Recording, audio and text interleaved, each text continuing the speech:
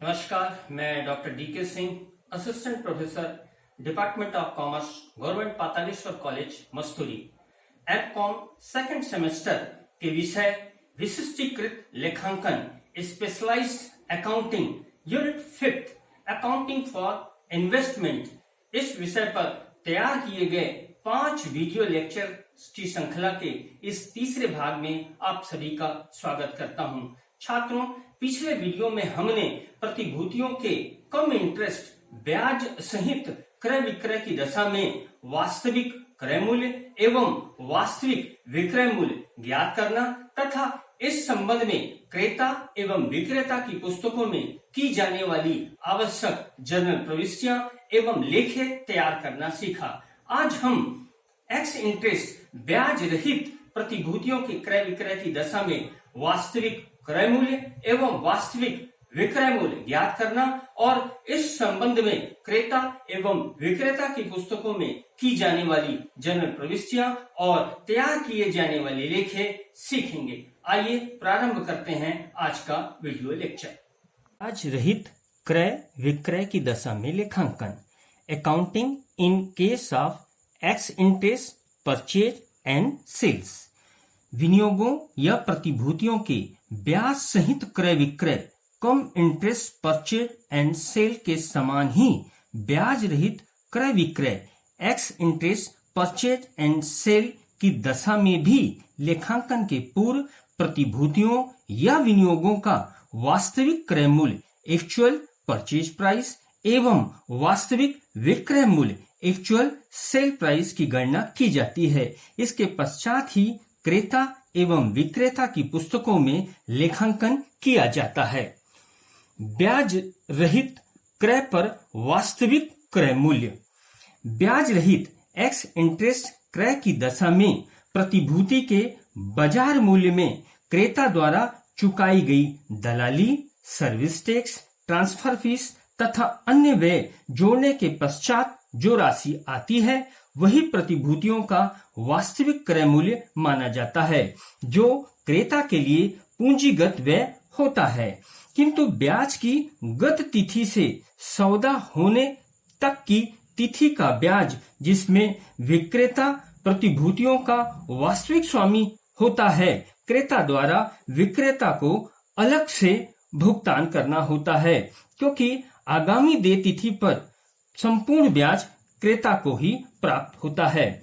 यह चुकाया गया ब्याज क्रेता के लिए आगम्य है। सूत्र के रूप में हम कह सकते हैं actual purchase price equal to purchase price plus purchase expenses. अब हम इसे एक उदाहरण द्वारा और अच्छी तरह से समझने का प्रयास करेंगे।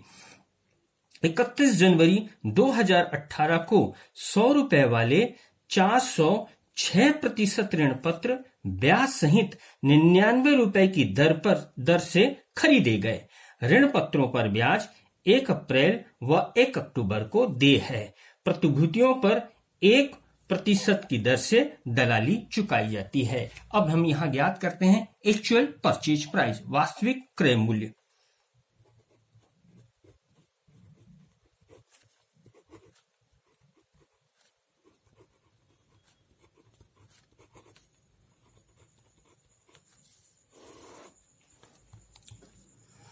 चार सौ ऋण पत्र 99 रुपए की दर से खरीदे गए।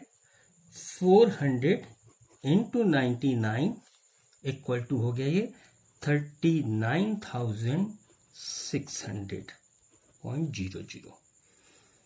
क्रय मूल्य में से क्रय पर किए गए व्यय क्या करते हैं, प्लस कर देते हैं। तो प्लस करेंगे, केवल एक व्यय है और वो क्या है, 1% दलाली। कोटेशन प्राइस पर 1% दलाली चुकाया जाता है, तो ब्रोकरेज।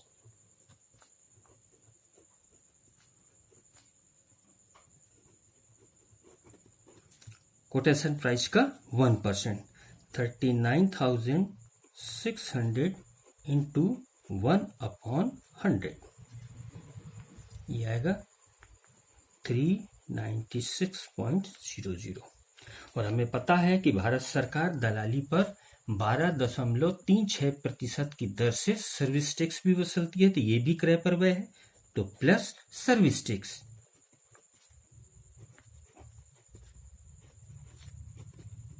सर्विस टैक्स दलाली का 12.36%, 396 इंटू 12.36 अपॉन 100, ये होगा 48.95।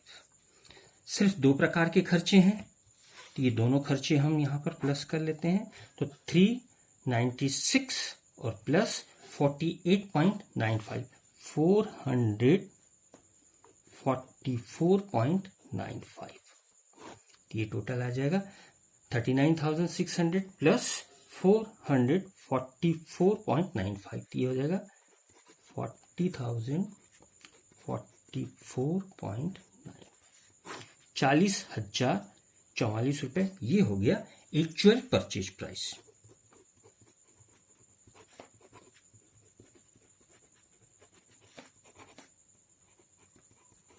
एक्चुअल परचेज प्राइस होगा 40,044 रुपए 95 पैसे। लेकिन हमको पता है कि 1 अक्टूबर 17 से 31 जनवरी 18 तक का यहाँ प्रतिभूतियों का स्वामी वास्तव में विक्रेता था। तो ये 4 माह की अवधि का जो ब्याज है वो क्रेता द्वारा विक्रेता को अलग से चुकाया जाएगा। तो यहाँ हम लिखते हैं इंटरेस्ट पेड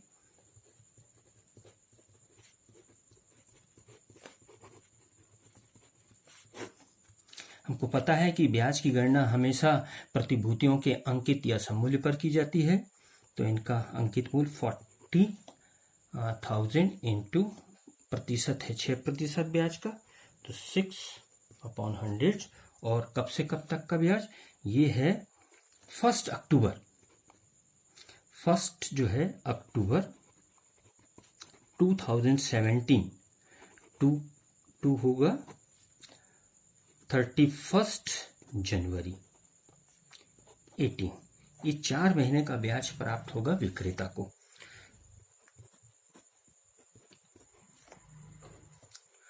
$40,000 इंटू 6/100 इंटू 4/12, ये आएगा ब्याज 800। इस प्रकार क्रेता प्रतिभूतियों के लिए 40,044.95 रुपए चुकाएगा और विक्रेता को अलग से 800 रुपए उपार्जित ब्याज का भुगतान करेगा।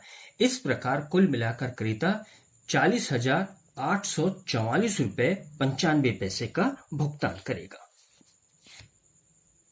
रहित विक्रय पर वास्तविक विक्रय मूल्य।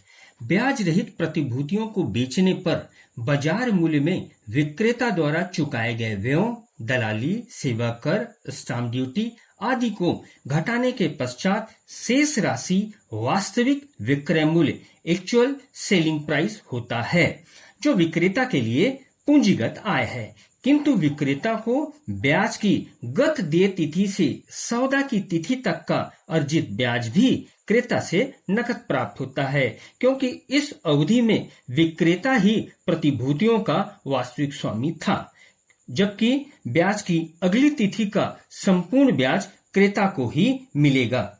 अतः यह विक्रेता के लिए आयगत आय होगी, जो विक्रेता के खाते में क्रेडिट होगी। सूत्र रूप में हम कह सकते हैं actual selling price equal to selling price minus selling expenses. विक्रय मूल्य में से हम विक्रय पर किए गए व्ययों को, विक्रेता द्वारा किए गए विक्रय व्ययों को क्या कर देंगे? माइनस कर देंगे। इसको भी हम एक उदाहरण द्वारा अच्छी तरह से समझने का प्रयास करेंगे। 31 जनवरी 2018 को 100 रुपए वाले 406% ऋण पत्र ब्याज सहित 99 रुपए की दर से बेचे गए। ऋण पत्रों पर 1 अप्रैल और 1 अक्टूबर को ब्याज क्या होता है? दिए होता है, और प्रतिभूतियों पर 1% की दर से दलाली चुकाई गई। अब हम यहाँ पर गणना करते हैं एक्चुअल सेल्स प्राइस का। देखिए इसको,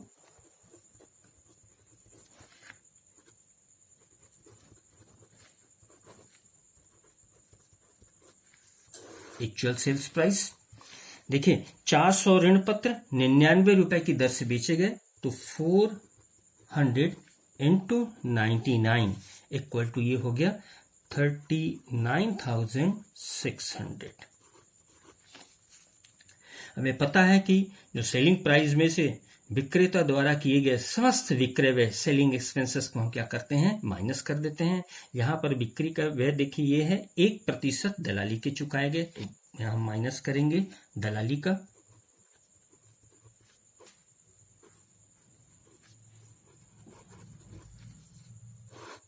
ब्रोकरेज देखिए कितना है, कोटेशन प्राइस का 1%, तो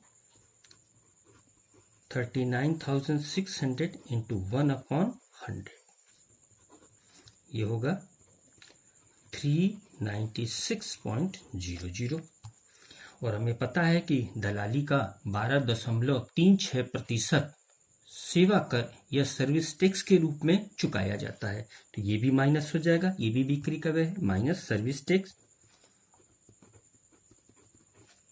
सर्विस टैक्स ये कितना है, दलाली का 396 इंटू 12.36/100 ये हो जाएगा 48.95। तो केवल दो प्रकार के बिक्री का व्यय है जो बिक्री मूल्य से घटाए जाएंगे, 396 और 48.95। ये दोनों को हम प्लस कर देते हैं तो ये आएगा 444.95। अब 39,600 में से हम माइनस करेंगे 444.95, तो ये आएगा 39,155.05। ये हो गया एक्चुअल सेल्स प्राइस।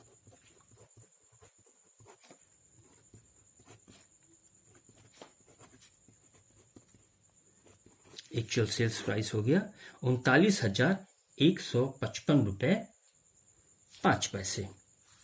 अब देखिए कि 1 अक्टूबर से 31 जनवरी यह वह समय अवधि है जब प्रतिभूतियों का वास्तविक स्वामी विक्रेता था, तो इस अवधि का ब्याज विक्रेता को ही प्राप्त होगा जो क्रेता द्वारा अलग से चुकाया जाएगा विक्रेता को। तो यहाँ विक्रेता इंटरेस्ट के भी प्राप्त करेगा उपार्जित ब्याज को।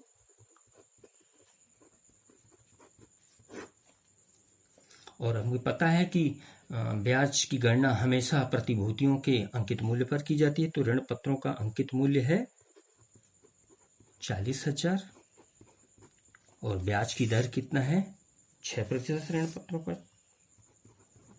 कितने माह का, 4 माह का। कब से कब तक का, 1 अक्टूबर टू 31 जनवरी। ये ब्याज होगा 800।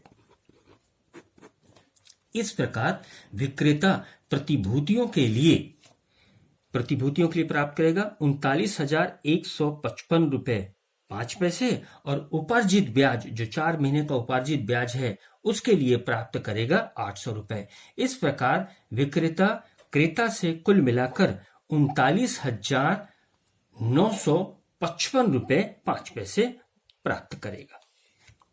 एंट्रीज, प्रतिभूतियों के ब्याज रहित एक्स इंटरेस्ट क्रय विक्रय में क्रेता एवं विक्रेता की पुस्तकों में की जाने वाली जर्नल प्रविष्टियों एवं तैयार किए जाने वाले लेखे इस प्रकार है। सबसे पहले क्रेता की पुस्तकों में की जाने वाली जर्नल प्रविष्टियां। प्रतिभूतियों के क्रय करने पर investment account DR, interest account DR to bank account. यहाँ इन्वेस्टमेंट अकाउंट डीआर होगा प्रतिभूतियों के वास्तविक क्रय मूल्य या पूंजीगत मूल्य से, और इंटरेस्ट अकाउंट डीआर होगा उपार्जित ब्याज की राशि जिसका भुगतान क्रेता द्वारा विक्रेता को किया जाता है, और इन दोनों के योग से बैंक अकाउंट क्रेडिट होगा। दूसरा है फॉर रिसीविंग इन इंटरेस्ट, जब क्रेता ब्याज की राशि प्राप्त करता है तब bank account DR to interest account संबंधित एक अवधि के ब्याज की संपूर्ण राशि से, और for the balance of interest account transfer to profit and loss account at the end of year, वर्ष के अंत में ब्याज लेखे के शेष का लाभ हानि लेखे में स्थानांतरण करने पर interest account DR to profit and loss account. इस प्रकार क्रेता की पुस्तकों में कुल मिलाकर 3 लेखे तैयार किए जाते हैं, इन्वेस्टमेंट अकाउंट या विनियोग लेखा, दूसरा इंटरेस्ट अकाउंट या ब्याज लेखा, और तीसरा अक्रूड इंटरेस्ट अकाउंट उपार्जित ब्याज लेखा। ये तीनों ब्याज लेखे उसी तरह से तैयार किए जाते हैं जब ब्याज सहित प्रतिभूतियों का क्रय किया जाता है, और उस स्थिति में क्रेता की पुस्तकों में जो ये विनियोग लेखे, ब्याज लेखे और उपार्जित लेखे ब्याज तैयार किए जाते हैं। अब हम देखते हैं कि विक्रेता की पुस्तकों में क्या जनरल प्रविष्टियां की जाती हैं। सबसे पहले प्रतिभूतियों के विक्रय करने पर bank account DR, 2 investment account और 2 इंटरेस्ट अकाउंट। यहाँ पर विक्रेता को प्राप्त कुल राशि से ये क्या होगा, डेबिट होगा, और वास्तविक विक्रय मूल्य से इन्वेस्टमेंट अकाउंट क्रेडिट होगा, और उपार्जित ब्याज की राशि जो विक्रेता क्रेता से अलग से प्राप्त करेगा उससे क्या होगा, ब्याज लेखा क्रेडिट होगा। अब प्रतिभूतियों के विक्रय पर यदि विक्रेता को लाभ होता है तो investment account DR, 2 profit and loss account, ये होगा लाभ की राशि से। और यदि प्रतिभूतियों के विक्रय से यदि हानि हो जाए तो फिर profit and loss account DR, 2 interest account, हानि की राशि से लाभ हानि लेखा होगा डेबिट और ब्याज लेखा क्या होगा, क्रेडिट। और वर्ष के अंत में for the balance of interest account transfer to profit and loss account at the end of year, वर्ष के अंत में ब्याज के शेष का लाभ हानि लेखे में स्थानांतरण करने पर interest account DR, 2 profit and loss account. इस प्रकार से विक्रेता की पुस्तकों में मुख्य रूप से 2 लेखे तैयार किए जाते हैं, एक है इन्वेस्टमेंट अकाउंट और दूसरा है इंटरेस्ट अकाउंट। तो ये दोनों लेखे भी बिल्कुल उसी तरह से विक्रेता की पुस्तकों में तैयार किए जाते हैं जब ब्याज सहित प्रतिभूतियों का विक्रय किया जाता है। Between come interest and x interest, ब्याज सहित एवं ब्याज रहित में अंतर। विनियोग संबंधी लेन देनों के ब्याज सहित एवं ब्याज रहित में मुख्य रूप से 2 अंतर है। पहला है वो है प्राइस पेड, चुकाया गया मूल्य।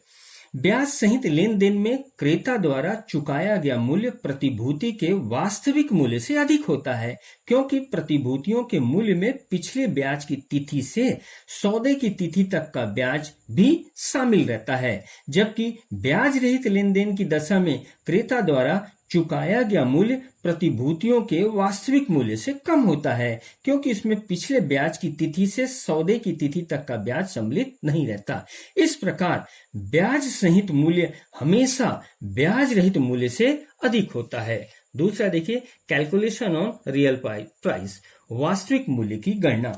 ब्याज सहित लेन देनों की दशा में प्रतिभूति के वास्तविक मूल्य की गणना गत ब्याज की तिथि से लेन देन की तिथि तक ब्याज क्रय मूल्य में घटाकर की जाती है, जबकि ब्याज सहित लेन देनों की दशा में गत ब्याज की तिथि से लेन देन की तिथि तक का ब्याज क्रय मूल्य में नहीं घटाया जाता, बल्कि यह ब्याज क्रेता द्वारा विक्रेता को अलग से चुकाया जाता है। और कुल मिलाकर छात्रों, विनियोग लेखे तैयार करते समय कुछ बातों को हमेशा हमको ध्यान में रखना चाहिए। वे महत्वपूर्ण बातें हैं। पहला, एक, ब्याज की गणना हमेशा प्रतिभूतियों के अंकित मूल्य या फेस वैल्यू पर किया जाता है। दूसरा, इंडियन अकाउंटिंग स्टैंडर्ड 13 के अनुसार विनियोग 2 प्रकार के होते हैं, दीर्घकालीन विनियोग और अल्पकालीन विनियोग। दीर्घकालीन विनियोग या स्थायी विनियोग को अन्य संपत्तियों की तरह एक स्थायी संपत्ति माना जाता है, अतः अन्य स्थायी संपत्तियों के समान इसे भी बैलेंस शीट में हमेशा लागत पर दिखाया जाता है, जबकि अल्पकालीन विनियोग को एक चालू संपत्ति माना जाता है, अतः इसका मूल्यांकन स्थिति विवरण में लागत या बाजार मूल्य दोनों में जो कम हो पर किया जाएगा। यदि प्रश्न में बाजार मूल्य नहीं दिया है तो इसे हमेशा लागत पर ही दिखाया जाएगा। तीसरा, स्मरणीय ध्यान देने की बात है कि प्रतिभूतियों के क्रय विक्रय पर ब्याज सहित या ब्याज रहित का स्पष्ट रूप से यदि उल्लेख नहीं है तो यह हमेशा माना जाता है कि प्रतिभूतियां ब्याज सहित क्रय या विक्रय की गई हैं। और चौथा महत्वपूर्ण बात है कि दलाली का 12.36% की दर से सर्विस टैक्स या सेवा कर भी लगाया जाता है। छात्रों, आज के वीडियो लेक्चर में बस इतना ही। धन्यवाद।